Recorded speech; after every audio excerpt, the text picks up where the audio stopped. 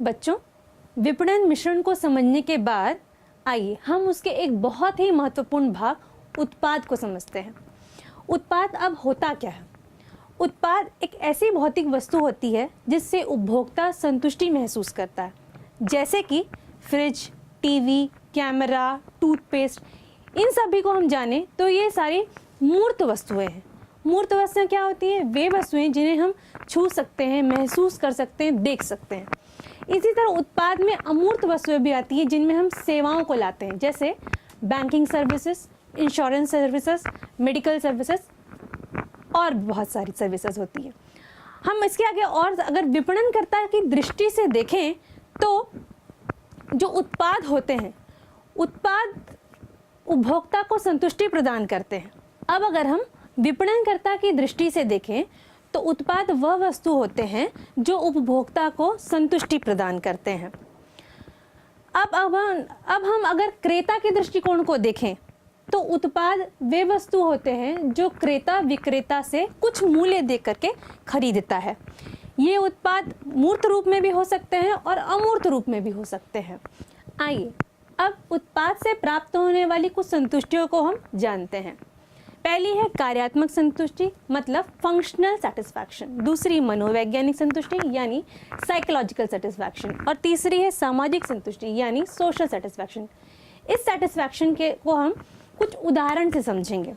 जैसे कि हम पहला कार्यात्मक संतुष्टि को लें। किसी व्यक्ति को कार की आवश्यकता है। अब वह कार खरीदेगा जिससे कि वो अपने रोज़मर्रा के जीवन में आसानी से अपने कार्यों का निर्वहन कर सके। यहाँ पर उसको कार्यात्मक संतुष्टि होती है। अगर हम मनोवैज्ञानिक संतुष्टि की ओर चलें तो अगर उस व्यक्ति को कार किस ब्रांड की चाहिए या किस तरह की कार चाहिए, अगर वो उस तरह की कार या उस ब्रांड की कार को खरीदता है तो वहाँ वह मनोवैज्ञानिक संतुष्टि को समझ पाएगा।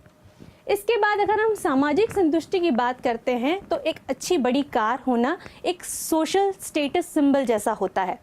वहाँ पर वह मनोवैज्ञानिक रूप से और सामाजिक रूप से संतुष्ट होता है कि मेरे पास एक बहुत अच्छी कार है। तो बच्चों, इस तरह से हमने उत्पाद से प्राप्त होने वाली 3 संतुष्टियों को समझा है। आइए अब हम उत्पाद के वर्गीकरण को समझते हैं।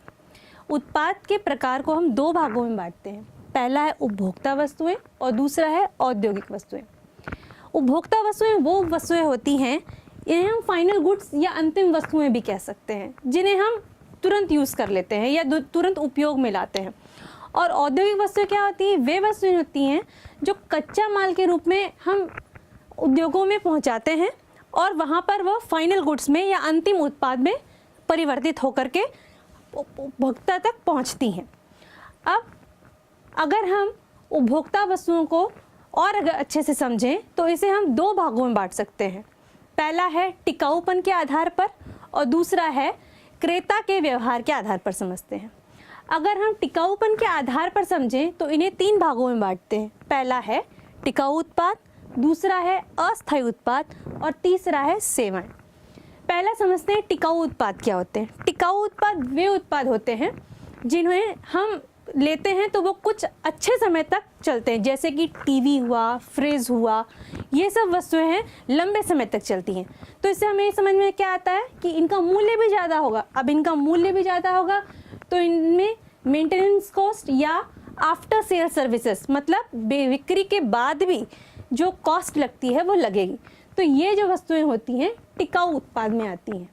अब अगर हम अस्थायी उत्पाद को समझते हैं, अस्थायी उत्पाद ऐसे उत्पाद होते हैं जिसे हम कुछ बार या 2 से 3 बार उपयोग करके हम उन वस्तुओं का कंज्यूम कर लेते हैं या उनका उपयोग होना ख़त्म हो जाता है। जैसे कि सोप हुआ, टूथपेस्ट हुआ या खाद्य पदार्थ हुए, ये कुछ देर हम यूज़ करते हैं और वो ख़त्म हो जाते हैं। ऐसे जो उत्पाद होते हैं वो कम मूल्य में प्राप्त होते हैं और इनमें कोई मेंटेनेंस कॉस्ट भी नहीं लगती। अब हम सेवाओं में आते हैं। सेवाएं जैसे हम अभी तक जानते आए हैं कि इंश्योरेंस सेवाएं होती हैं और मेडिकल सर्विसेज होते हैं, बैंकिंग सर्विसेज होते हैं। तो ये सारे जो होते हैं सेवाओं के अंतर्गत आते हैं। अब अगर हम क्रेता के आधार पर और या क्रेता के व्यवहार पर हम उपभोक्ता वस्तुओं को समझें तो पहला होता है सुविधाजनक वस्तुएं। सुविधाजनक वस्तुएं वे वस्तुएं होती हैं जिन्हें खरीदने से पहले हम को मार्केट का कोई विश्लेषण नहीं करना पड़ता। जो वस्तुएं हम रोज़मर्रा की ज़िंदगी में खरीदते हैं वे वस्तुएं ही सुविधाजनक वस्तुएं कहलाती हैं। जैसे कि आप कह सकते हैं आपके सोप, टूथपेस्ट, मेकअप प्रोडक्ट्स, ये आप रेगुलर बेसिस पे जो ब्रांड खरीद रहे हैं आप उन्हीं ब्रांड को परचेज़ कर रहे हैं। इसमें आपको बहुत खरीदने से पहले उसके पीछे संशोधन करने की आवश्यकता नहीं है। इससे हमें यह पता चलता है कि ये जो सुविधाजनक वस्तुएं होती हैं इनका मूल्य निश्चित होता है और इनके लिए हमें मार्केट रिसर्च की बहुत आवश्यकता नहीं होती। इसी के अंतर्गत अगर हम बिक्रीगत वस्तुओं को समझें तो बिक्रीगत वस्तुओं को खरीदने से पहले हम उनके आकार, गुणवत्ता के बारे में संशोधन करते हैं और उनको समझते हैं। जैसे कि अगर हमें कोई टीवी लेना है या मोबाइल लेना है तो मार्केट में भी नया क्या आया है, उनमें क्या फंक्शंस है। अगर टीवी ले रहे हैं तो स्मार्ट टीवी अगर मार्केट में आया है तो उसका रेट क्या है। हम दो प्रोडक्ट से बीच कंपैरिजन करते हैं कि हम क्या ले सकते हैं, हमारे खरीदने की क्षमता क्या है, उस खरीदने की क्षमता के अंतर्गत हम क्या खरीद सकते हैं। ये होती है बिक्रीगत वस्तुएं। अब अगर हम विशिष्ट वस्तुओं को समझें तो विशिष्ट वस्तुएं वे वस्तुएं होती हैं, मतलब विशिष्ट अपने आप में बता रहा है कि यूनिक। विशिष्ट वस्तुएं वे वस्तुएं होती हैं जो एक उपभोक्ता को अपने अंतर्गत संतुष्टि प्रदान करती हैं। ये इनका मूल्य कम भी हो सकता है और ज़्यादा भी हो सकता है। जैसे कम मूल्य का अगर हम उदाहरण लें तो बहुत सारे उपभोक्ताओं को स्टैम्प्स कलेक्शन का शौक़ होता है, बहुत लोगों को पेन कलेक्शन का शौक़ होता है, बहुत लोगों को ओल्ड कॉइन कलेक्शंस का शौक़ होता है। तो ये कम मूल्य में हो जाता है, ये यूनिक है, इसलिए इनको यूनिक वस्तुएं कहते हैं। और अगर हम अधिक मूल्य वाली वस्तुओं की बात करें तो लग्जरियस कार लेना या लग्जरियस फर्नीचर लेना, ये सब वस्तुएं जो होती हैं ये वस्तुएं आती है आपकी विशिष्ट वस्तुएं के महंगे कोड में या महंगे वाले, जिनमें आप ज़्यादा से ज़्यादा पैसों को लगाते हैं, उस इलाके में आती हैं। तो बच्चों इस तरह हमने उपभोक्ता वस्तुओं को समझा है। बच्चों उत्पाद के पहले प्रकार उपभोक्ता वस्तुओं को समझने के बाद आइए अब हम उनकी औद्योगिक वस्तुओं को समझते हैं। इसमें पहला आता है सामग्री और पुर्जे। इसमें हम कच्चे माल को लेते हैं और उससे फिनिश गुड्स या अंतिम पदार्थ बनाते हैं। उदाहरण के लिए हम ले सकते हैं, अगर हमें गन्ने का रस पीना है तो जो गन्ना हम यूज़ करेंगे वो होगा कच्चा माल और गन्ने का रस होगा फाइनल गुड या अंतिम उत्पाद। तो ये होता है सामग्री एवं पुर्जे के अंतर्गत। अब अगर हम पूंजीगत मद को समझें तो उसमें वो हैवी मशीनरीज या बड़ी बड़ी मशीनें आती हैं जो कि एक जगह पर स्थायी रूप से स्थित रहती है, जिसमें कच्चा माल डालकर अंतिम उत्पाद का निर्माण किया जाता है। इसके बाद आता है व्यावसायिक सेवाएं। व्यावसायिक सेवाओं को हम इस तरह समझ सकते हैं कि अंतिम उत्पाद के निर्माण में जो सेवाएं हमें मदद करती हैं वो सेवाएं आती हैं व्यावसायिक सेवा में। जैसे इलेक्ट्रिसिटी सप्लाई और उसके अलावा ट्रांसपोर्टेशन, हम इन सभी सर्विसेज को व्यावसायिक सेवाओं के अंतर्गत ले सकते हैं। तो बच्चों इस तरह से हम उत्पाद और उसके प्रकार को समझते हैं। आइए अब हम विपणन मिश्रण के तत्वों को समझते हैं। इसको अंग्रेजी में कहते हैं elements of marketing mix. Elements और मार्केटिंग मिक्स को 4 P's में डिवाइड किया गया है। फर्स्ट P प्रोडक्ट मिक्स यानी उत्पाद मिश्रण, सेकेंड P प्राइस मिक्स यानी मूल्य मिश्रण, थर्ड P प्रमोशन मिक्स यानी संवर्धन मिश्रण और फोर्थ P है प्लेस मिक्स यानी स्थान मिश्रण। अब सबसे पहले हम प्रोडक्ट मिक्स को समझेंगे। प्रोडक्ट मिक्स से हम यह समझते हैं कि या उससे यह अभिप्राय है कि उत्पाद को बताने के लिए जो नीतियाँ बनाई गई हैं, उत्पाद से रिलेटेड जो भी नीतियाँ बनाई गई हैं उसमें पैकेजिंग, ब्रांडिंग, लेबलिंग, रंग रूप और आफ्टर सेल सर्विसेज का जब निर्धारण किया जाता है तो उसे हम प्रोडक्ट मिक्स या उत्पाद मिश्रण को डिफाइन कर सकते हैं या परिभाषित कर सकते हैं। इसमें मैंने ऐसे कहा ब्रांडिंग यानी नामकरण। अब ये ब्रांडिंग होती क्या है? जब किसी वस्तु को विशेष नाम दिया जाता है जिससे कि वह मार्केट में अवेलेबल अपने जितने भी कॉम्पिटिटर्स हैं उससे सबसे अलग दिखे, तब वहाँ ब्रांडिंग काम आती है।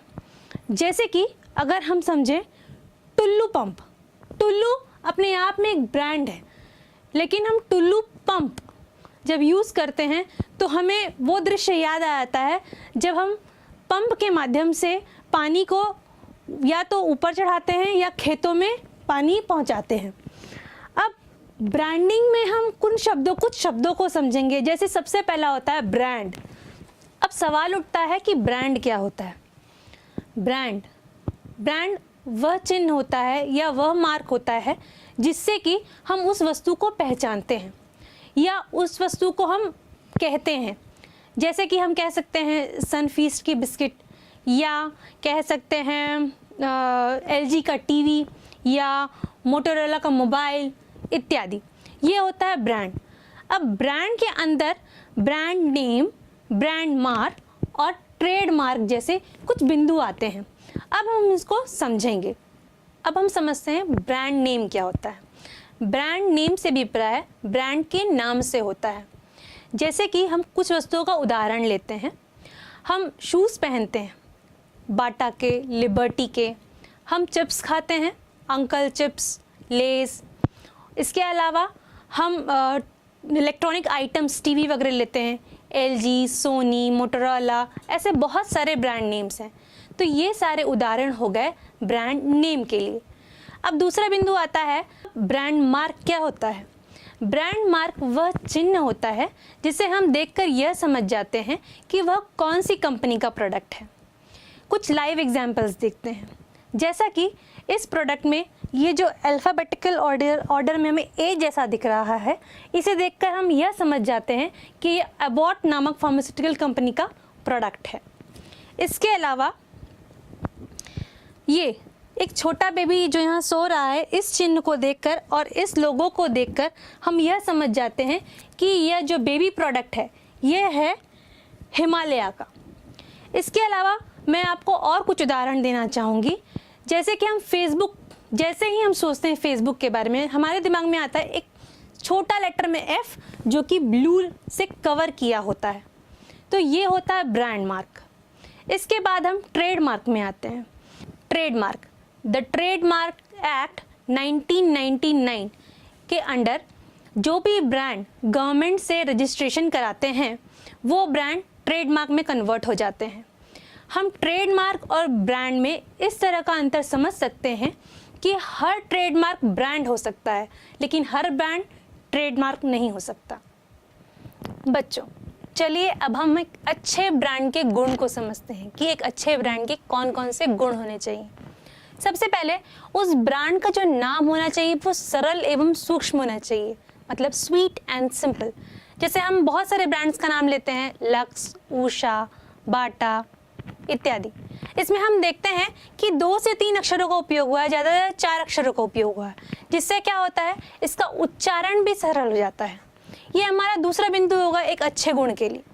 तीसरा बिंदु होगा सुझावात्मक होना, मतलब कोई ब्रांड जब अपना नाम हम उसको देख रहे हैं तो उससे क्या पता चल रहा है। जैसे गुड नाइट, हम जैसे ही गुड नाइट का नाम सुनते हैं या गुड नाइट देखते हैं, हम ये समझ जाते हैं कि रात को सोते समय मच्छर ना काटे, इसलिए हम इसका उपयोग करते हैं।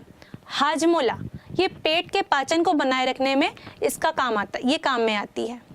उसी तरह अगर हम दूसरे अन्य बिंदु भी लें तो उसमें भिन्नता बनाए रखना। जैसे हम डिफरेंट चॉकलेट ब्रांड्स को लें, 5 स्टार हुआ, डेयरी मिल्क हुआ, तो ये जो नाम है वो अलग अलग अपने चॉकलेट के ब्रांड्स को बता रही हैं, और ये इन सब का टेस्ट और फ्लेवर, जैसे आपने टेस्ट भी किया हुआ, पर्क हुआ, सबका टेस्ट और टेक्सचर अलग अलग होता है। इसके बाद आता है आकर्षित करने वाला। किस तरह से हम किस तरह की ब्रांडिंग करें कि जो कस्टमर है या उपभोक्ता है आकर्षित हो। एक अच्छा सा उदाहरण ले लेते हैं गुड डे बिस्किट का। ये एक पॉजिटिव वाइब्स छोड़ता है या पॉजिटिव एनर्जी लाता है। गुड डे बिस्किट मतलब आप सुबह अगर ये बिस्किट खाएंगे तो आपका पूरा दिन शुभ होगा। तो ये आकर्षित होते हैं इससे उपभोक्ता। और अंतिम अगर हम बिंदु देखें तो पहचानने योग्य। अमूल एक बहुत अच्छा उदाहरण है। अमूल से हम क्या जानते हैं कि ये डेयरी प्रोडक्ट्स को बिलोंग करता है, मतलब इसमें आप दूध ले सकते हैं, पनीर ले सकते हैं, बटर ले सकते हैं, तो ये जितने भी डेयरी प्रोडक्ट्स हैं उनसे रिलेट करता है। उषा लें तो उषा एक पंखे का ब्रांड है, टाइड लें तो ये कपड़े धोने वाले पाउडर का या डिटर्जेंट पाउडर का ब्रांड है। तो ये अपने अपने पहचान बताते हैं। तो ये बच्चों कुछ थे ब्रांड के अच्छे गुण। चलिए अब हम ब्रांडिंग के लाभ को समझते हैं। ब्रांडिंग से दो लोगों को लाभ होता है, एक तो पहला विपणनकर्ता और दूसरा ग्राहकों को। तो विपणनकर्ता को क्या क्या लाभ होता है? विपणनकर्ता को पहला लाभ यह होता है कि उत्पाद अंतर्भेद करने में सहायक होता है। इसका मतलब क्या होता है? जैसे कि हम उदाहरण समझेंगे, यहाँ पे आप 3 पाउडर देख रहे हैं, एक वाइट टोन है, एक डर्मिकूल है और एक हिमालय का बेबी प्रोडक्ट है। ये किस तरह समझा रहा है? खुद ही प्रोडक्ट अपनी विशेषता बता रहा है। ये फेस पाउडर है या ब्यूटी पाउडर है, डर्मिकूल गर्मी में यूज़ करने वाला पाउडर है और ये विशेष रूप से बच्चों के लिए उपयोग में आने वाला पाउडर है। तो विपणनकर्ता के लिए सबसे आसान हो जाता है कि वस्तुओं के बीच अंतर्भेद किया जा सके। दूसरा है विभेदात्मक मूल्य निश्चित करना। अब ज़रूरत के हिसाब से मूल्य निश्चित किया जा सकता है। अगर हम बड़े वस्तुओं को उदाहरण लें, जैसे टीवी हुआ, फ्रिज हुआ, जो भी कंपनियां मार्केट में अपनी जिस तरह से वैल्यू बनाती हैं और मार्केट में उपलब्ध कंपटीशन के हिसाब से अपना मूल्य निर्धारण करती हैं। इसके बाद आते हैं नए उत्पाद से परिचित कराना। जैसे हमने देखा है कि अभी कुछ दिनों पहले स्मार्ट टीवी हमारे सब लोगों के सामने आई हैं। तो इस तरह विपणनकर्ता को मदद मिलती है उन ब्रांड्स के द्वारा लोगों तक सूचना पहुंचाने में कि अभी नए उत्पाद क्या आए हैं। अब अगर हम ग्राहकों को लाभ किस तरह से प्राप्त होता है यह जाने, तो पहला होता है कि उत्पाद की पहचान में सहायक। जैसे कि ये देखते हैं हम, कॉलिन का मिरर क्लीनर। कॉलिन ऐसा ब्रांड है जो हमें इस तरह का प्रोडक्ट देता है जो मिरर को क्लीन करने में मदद करता है। तो ग्राहकों को यह क्लियर हो गया या समझ में आ गया कि उनको ग्लास के आइटम या टीवी इस तरह की कुछ चीज़ें साफ करनी हैं तो कॉलिन का मिरर क्लीनर यूज़ करना है। अब अगर दूसरी बात देखें तो गुणवत्ता सुनिश्चित करना। जैसे कि अब पतंजलि का ये गिलोय का रस देखें, अपनी जो आंतरिक शक्ति है उसको मजबूत करने के लिए ये गिलोय का रस पीने से, जो कि पतंजलि ब्रांड द्वारा दिया जा रहा है, उससे हमारी इंटरनल इम्यूनिटी स्ट्रांग होती है। ये गुणवत्ता सुनिश्चित कर रहा है। और तीसरा और आखिरी, सामाजिक सम्मान का प्रतीक। जैसे कि मैंने कहा, पहले भी बताया है, एक महंगी कार ओन करना मतलब महंगी कार रखना, एक अच्छा महंगा मोबाइल रखना, एक अच्छा बड़ा घर या फ्लैट रखना, या इसके अलावा आप देखेंगे एक अच्छा बड़ा लैपटॉप लेना या टैबलेट लेना, ये क्या करता है? हमारे समाज में हमारे सम्मान की रक्षा करता है, एक स्टेटस सिंबल की तरह काम करता है। तो ये थे ब्रांडिंग के लाभ। बच्चों, नामकरण यानी कि ब्रांडिंग को समझने के बाद चलिए आइए लेबलिंग को समझते हैं। जैसे कि आप प्रोडक्ट में देखते हैं जो लिखा हुआ भाग होता है, जैसे कि प्रोडक्ट का नाम, उसके बाद उसको उत्पादित करने वाले मैन्युफैक्चरर का नाम, उसका पता, कब उसको मैन्युफैक्चरिंग डेट है, उसकी एक्सपायरी डेट है, उसमें क्या क्या चीज़ों से मिलकर बना हुआ है उसका पूरा विवरण होता है, हाउ टू यूज़ मतलब किस तरह उसको उपयोग में लिए जाए और यूज़ करने के समय किस तरह की सावधानियों को बरतना चाहिए। ये सारा विवरण, जब ये सारी सूचनाएं जो आप देख रहे हैं, ये सारी सूचनाएं लेबलिंग के अंतर्गत आती हैं। अब लेबलिंग तो हो गया, अब लेबलिंग के प्रकार को समझते हैं। अगर हम समझें तो पहला प्रकार होता है ब्रांड लेबलिंग। तो पहला भाग जैसे आप देख रहे हैं जहाँ पे ब्रांड का नाम लिखा होता है वो होता है ब्रांड लेबल। फिर आते हैं श्रेणी यानी ग्रेड लेबलिंग पे। इसमें प्रोडक्ट को ABCD यानी डिफरेंट ग्रेड्स में बांटा जाता है। जैसे कि आपने डिलक्स पेंट सुना होगा, उसमें प्राइम और कॉन्टिनेंटल 2 भागों में ग्रेडिंग किया हुआ है। इसके अलावा भी हम कई प्रोडक्ट्स को देखते हैं कि उनमें लाल रंग का या हरे रंग का इस्तेमाल किया जाता है ताकि वह एज डिफरेंस को दिखा सके कि कितने एज तक के लोग इस लाल रंग के प्रोडक्ट को यूज़ करेंगे और कितने एज तक के लोग इस हरे रंग के प्रोडक्ट को यूज़ करेंगे। इसके बाद हम आते हैं विवरणात्मक यानी डिस्क्रिप्टिव लेबल में आते हैं।